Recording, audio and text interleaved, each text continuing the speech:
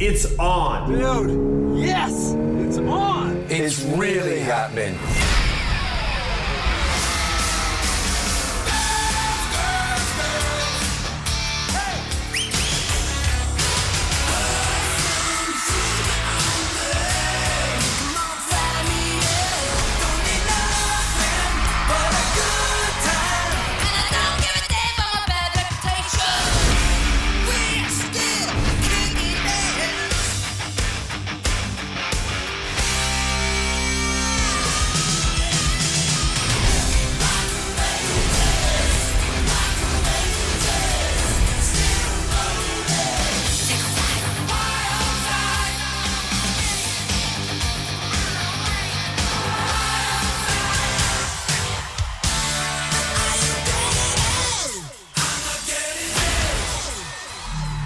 The biggest North American stadium tour. Oh, it's on. Is happening. And it's happening this summer. Nobody going into it thought that the biggest question mark was going to be Tommy Lee making it through the show. That was, what a way to start a tour and what a curveball.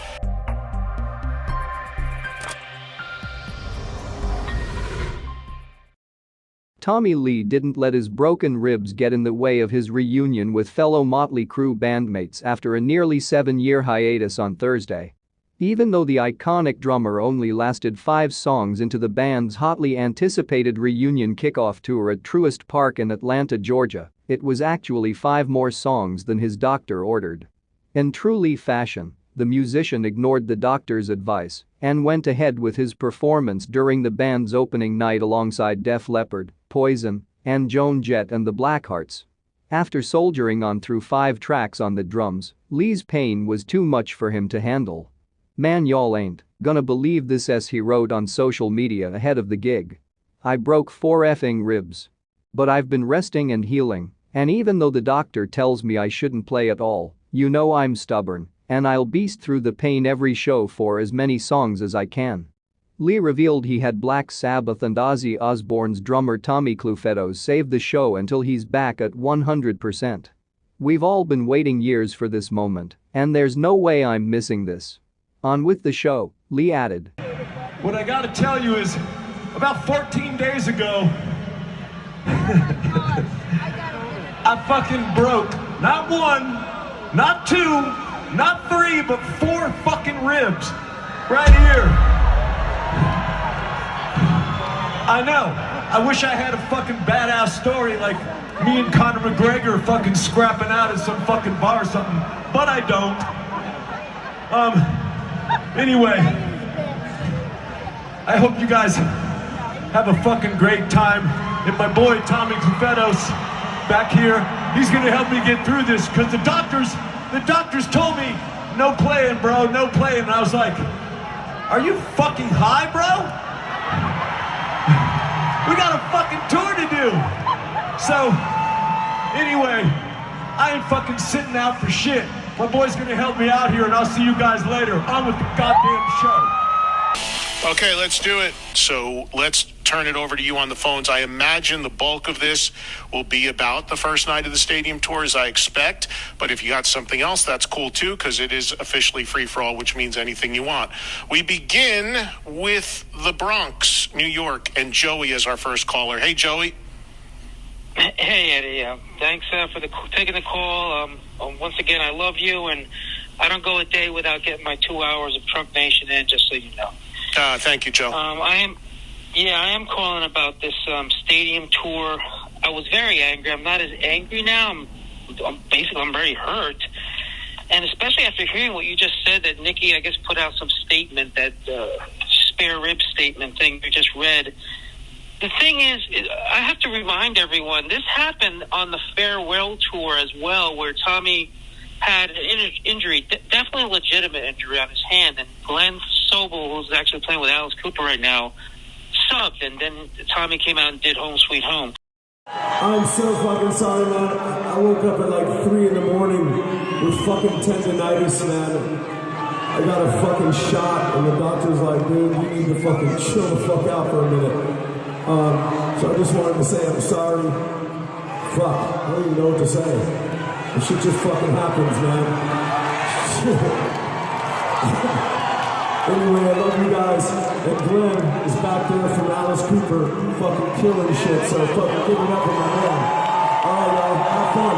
I'll see you in a little bit.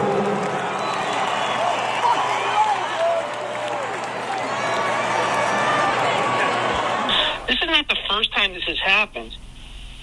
The thing that gets me, and I feel very betrayed. I'm a true Motley Crue fan. As far as like, I go back to Alistair Fiend. You said a couple times, Motley's playing outside the daylight. They started at the US Festival in the daylight, and it was extraordinary. Mm-hmm. But the thing that's I think is terrible. I think first of all, I think Vince Neil is owed a massive apology by the public who didn't believe that he would pull this off, because he looked great and he did a great job. And this is basically like he got screwed up. Like, they fired him. Let's not forget. Like, I remember when this happened that Nicky, they fired him. They claimed he was a race car driver. He wanted to race cars more than be in the band. But Joey, hold on. Let me, Joey. Yeah. I got a ton of calls, and I want to let you make your point. Yeah. But instead of going through all the Motley history and all that, which we know, what sure. was your issue with specifically last night? Clearly, you weren't there, so you're judging by what you've seen online. But what is your issue? Why are you upset about what happened or what you think happened or saw last night? Tommy Lee should have been on that stage at all times. The band is about personalities, not as much about musicianship. He should have been on that. If he wants to be on a bungee cord and do TikToks with his wife, TikToker, he can do that on a side screen for everyone. This is about personalities. People want to see Nicky, Tommy, Vince, and Mick, who, by the way, did a great job, on that stage performing. They don't want Tommy Lee walking away. This was about, when you say the future's ours, they're hearkening back to like that class of 1984 movie, I Am the Future, the Alice Cooper tune. They're just going back into the old Too Fast for Love vibe, which, by the way, they did bring some of those songs back, which is wonderful. But yeah, what I'm upset, Tommy Lee should have been on that stage at all times for the audience in some way, form. Even if you had to go borrow that throne that Dave Grohl and Axl Rose used, you had to be up there. Phil Collins is up on stage on an office. Yeah, but what's it? But Joey, what's it? Shape. Joey, just playing devil's advocate. What's he going to do? Like, what would he? Okay, so he's on the stage. Is he going to shake a tambourine? Like, what is he going to do? He's a drummer. He doesn't really sing much. What would he do out there? It would be awkward for to have him there running around and dancing around when he's not playing drums. Yeah, well, I'm going to tell you this, Eddie. I'm a drummer for 30 years. I have not broken my ribs, but I know how Tommy plays. I watched how he played last night, how aggressively he played and how he came out and did his shtick. I've stood out in concerts with Billie Eilish. I can barely walk to the car after that. He was walking around just fine. I think he's clean and sober right now. I'm not buying that he's in terrible, drastic, for broken ribs pain. Maybe he is, but I just don't believe it. I believe he's hurt, maybe, but I don't believe it, Eddie. I don't. They lied about the contract. They lied about Vince being a race car driver. I think they're lying about this. All right, Joey, I got to run. Sorry to hang up on you, buddy. I just got a million calls, and I let you go there for a while. I don't look. Joey's diving into some conspiracy stuff. I don't know any of that to be the case. I just don't. What Joey does bring up that's interesting, though, is those first 4 or 5 songs, Tommy was playing pretty well and didn't appear to be grimacing or favoring or holding his side or anything. I don't know. When he got up and did walk around to the crowd, I guess he did kind of hold his side a little bit. I don't know why he would. I can't buy that he would not legitimately be hurt. There's no reason for that. Now, we all know there's a lot of dysfunction in all these bands and ego politics, all that, but I don't for a minute think that's what this was about. It doesn't make sense, but it is, his point is interesting in that Tommy did play a good, like whatever it was, 4 or 5 songs and seemed to power through and play as hard as he usually plays. I don't know. For him to stay out there, that would be awkward. I don't want to see the guy running around or walking around or clapping his hands while the band is playing. I mean, that doesn't make any sense to me. I wouldn't want that. If he can't do it, he's got to, wave goodbye, whatever. I think that's if it's all on the up and up, then yeah. And I don't have any reason to believe it's not, but I think that's the best way they could have handled it.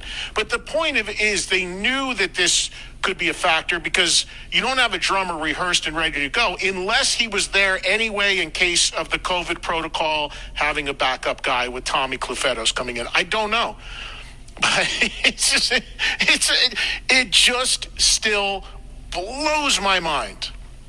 And it just makes me laugh that for 2 years I've been talking to people and you guys about Vince Neil. And the first show where the world is focused on Vince Neil.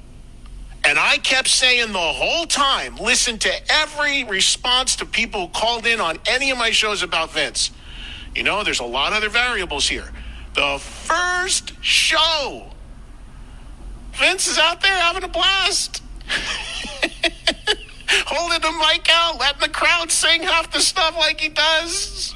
So he had some white cape on or something. Vince just being Vince. And the world is talking about Tommy Lee today. It's unbelievable.